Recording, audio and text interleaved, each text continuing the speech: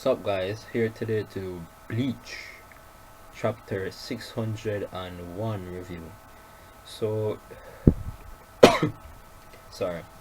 So in this chapter of Bleach, right where we left off last week with Namiya Oitsu's introduction into the fray, where he says that him alone is going to be able to take out Yuha Box sorry, Yuha Box lead squad, right? And I have to say the events of this chapter got me kind of upset. Like, this is a pattern I noticed Kuba has been taking with these Starknights, but I'll get to that later in my review. So sorry. So basically, starts off with that Valkyrie guy, Gerard, I think, him jumping in there, swinging his sword, and he's a pretty powerful dude because from Nami or dodging that attack, it left this big huge imprint on the trees behind him. So we know that this dude is pretty strong. But then Namiya dodges it, and he's like saying that it's pretty normal to dodge hugs from bros, you dig?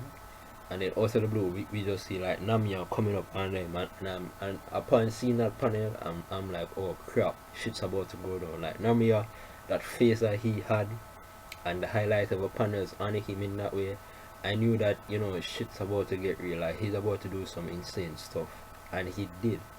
Next panel we see him just kind of, for some reason, what I do not understand is, for some reason Gerard was stopped in mid-flight. He fell to the ground, like he got knocked out or something, and then there's a slight slash on his back, and then from that slash we see this huge gush, we see this huge gush of blood just bursting out from his back like a river, really. Like there was tremendous pressure, and I'm like, whoa.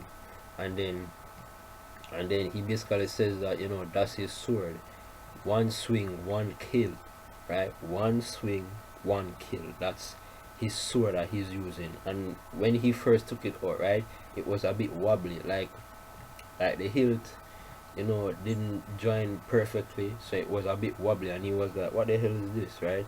So even such a sword called one swing one kill, and then he just goes on this rampage.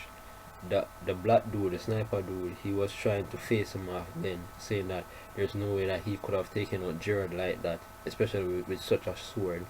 And he began trying to shoot him. All Namiya did was basically point his blade up like this, and his bullet just flew off, right?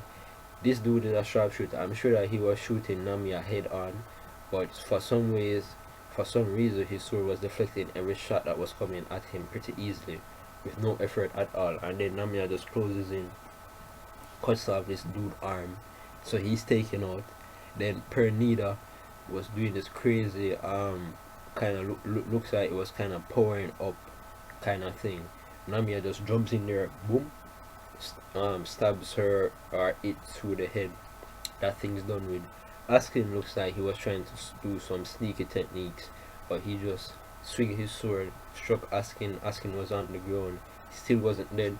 Come down, struck him again, saying that okay, now it's done with. And then he goes on to explain what his sword is. He says that his sword name is Say Abuse, something like that, and it was actually a failed experiment of his, saying that because his sword was so sharp, it doesn't need to be resharpened. Like, the sharpness of this sword is insane according to what he's saying, right? That a sword like this sword that he has can't even have a sheath. Yeah, he was basically saying that his sword cannot have a sheath, and because of that, it's not really a legitimate 100% sword, because it doesn't have all the typical characteristics of a sword. But he's basically saying that his sword is super sharp. It was one of his failed experiments, and because it's so sharp, he has to keep it in this gel-like substance that we see him show up with. That's why he keeps his sword in, because his sword is so sharp and so devastating, right? And it doesn't it doesn't need to be resharpened. Blood won't stick on its blade. This sword is insanely sharp, and we see it being demonstrated by Namiya Oitsu himself. So basically, he's saying that this is a perfect opportunity to use this type of sword against Yuha and the Sternritters. And he said that he was glad for that. So maybe this say abuse isn't even, well, more than likely it wouldn't be his real legitimate Zanpakuto. This is just something that he wants to try out for in this fight, which is a pretty troubling thought. Like, this guy, maybe, as in, maybe is he going to go Shikai or Bankai with this sword? Who knows? But the main point that I get from this is this sword is not his real legitimate sword. I mean, he wouldn't keep his real legitimate sword in a gel-like substance locked away. I mean, he is a part of a royal guard, and at all times they will have to, anything could come up, right? So they have to be combat ready at most times, if not at all times. So keeping your sword in this gel-like substance off in a distance, calling it a failed experiment, nah. Rather, what I get is this is one of his failed experimental Zanpakutos, and this is a perfect opportunity for him to test out this sword against guys like Yohaba, etc. That's what I get.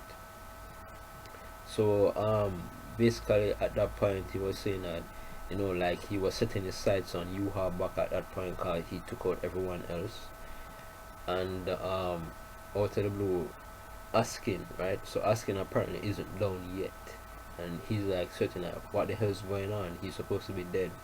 And then Askin is saying that that's what his power is, right? He just doesn't die. That's why he's apart. That's why Yuha takes him in.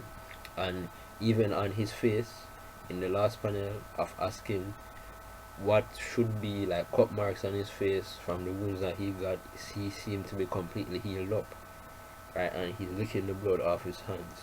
So apparently this dude doesn't die. That's Askin's Naklevar powers. He doesn't die.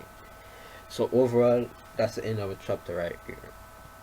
Namiya Oitsu has this insanely hacked Zanpakuto, basically a sword with insane sharpness that can cut through everything, and he says that he doesn't want it circulating around Serete, so he has it, he keeps it locked up, and this would be the perfect opportunity to use it.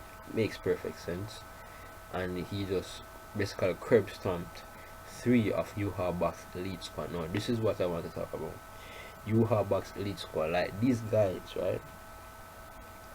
There are Yuha elite squad, and as I have said before, in terms of Shinigami and the Starknights, when the Starknights first entered this arc, and they were basically killing the Shinigamis left and right, the Shinigamis were afraid, right? There was this real sense of danger because the Starknights were strong. But what we've seen been happening more and more as this arc gets played out more and more is not just the Starknights are losing, but we're beginning to see Starknights that have like little to no relevance in the story. And I mean, these guys were supposed to be, how many times strong. Even in terms of a fight between Ichigo and Kurge Opi, right, which is in my opinion one of my favorite Starknights that I've seen thus far. Kurge Opi, right? I'm sure that Kubo was using that as a benchmark to show what kind of abilities these Starknights have, the differences between the old prince and the new prince, say, among other things, right? Just to showcase their abilities. He was kind of like the guinea pig. And Kurge Ope could do some pretty insane stuff, right? Like using some basic Quincy techniques, but except magnified to a much more powerful level. We've seen him use them, and from going into complete holy form, we even see his physical body change, and all of those insanely powerful stuff.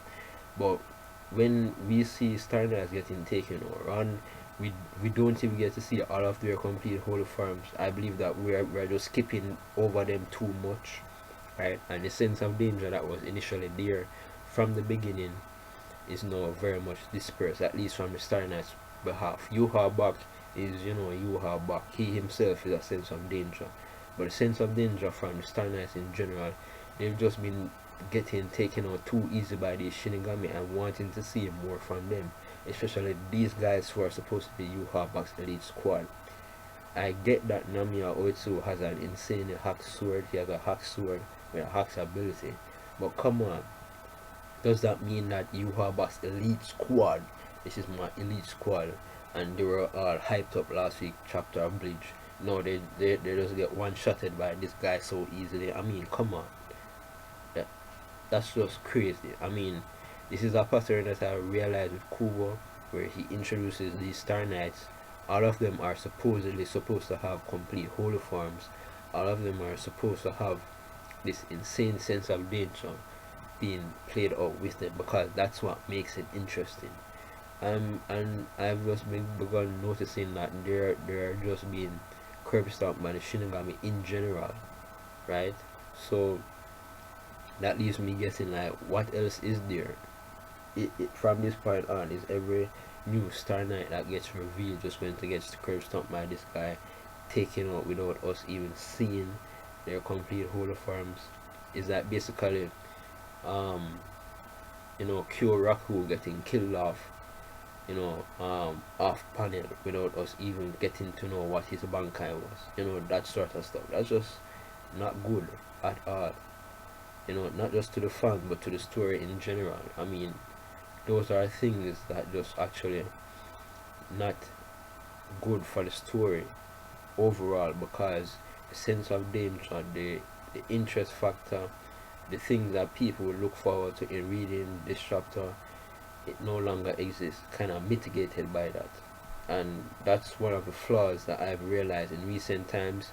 As this arc progresses, the Quinces overall have have started to have less and less of a real sense of danger. The sense of danger still exists with Yuha Bak and himself, but I still would want to see more abilities, more of a sense of danger, more forte from these Star Knights. They are supposed to be working with Yuha Bak, and they're supposed to live up to their name. They're supposed to be as comparable to the Shinigami, but most of them just suck, in my opinion. Most of them just suck, and it's really just underwhelming at this point. But overall, um that's it. That's my review. I thought that this was a pretty okay chapter of Bleach. Definitely didn't like the way how Yuha Bak's elite squad got taken out so quickly for an elite squad. That's just crazy.